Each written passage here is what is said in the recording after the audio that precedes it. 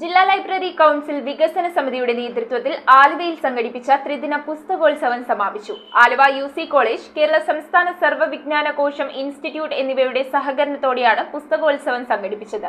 സമാപന സമ്മേളനം EMS പഠന ഗവേഷണ കേന്ദ്രം ഡയറക്ടർ CB ദേവദർശനൻ ഉദ്ഘാടനം ചെയ്തു. സംസ്ഥാന ലൈബ്രറി കൗൺസിൽ അംഗം P തമ്പാന്റെ അധ്യക്ഷതയിലാണ് ജില്ലാ ലൈബ്രറി കൗൺസിൽ വികസന സമിതിയുടെ നേതൃത്വത്തിൽ ആലുവ UC കോളേജിൽ സംഘടിപ്പിച്ച ത്രിദിന പുസ്തകോത്സവം സമാപിച്ചത്. സമാപന സമ്മേളനം EMS പഠന ഗവേഷണ കേന്ദ്രം ഡയറക്ടർ CB ദേവദർശനൻ ഉദ്ഘാടനം ചെയ്തു.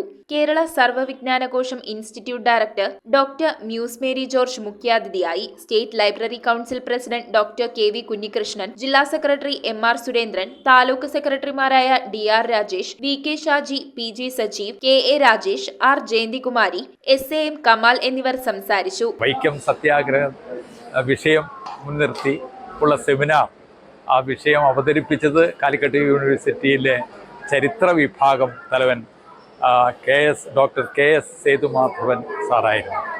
M തോമസ് മാത്യു സാറിനെ പോലെയുള്ള മ്യൂസ് മേരി ടീച്ചറിനെ പോലെയുള്ള മഹത് വ്യക്തിത്വങ്ങളെല്ലാം തന്നെ വിവിധ സെക്ഷനിൽ പങ്കെടുക്കുകയുണ്ടായി. പുസ്തകോത്സവത്തിന്റെ ഭാഗമായി കുമാരനാശാൻ അക്ഷരശ്ലോക കാവ്യകേളിയും സെമിനാറും നടത്തി. ഡോക്ടർ KV സഞ്ജയ് വിഷയം അവതരിപ്പിച്ചു.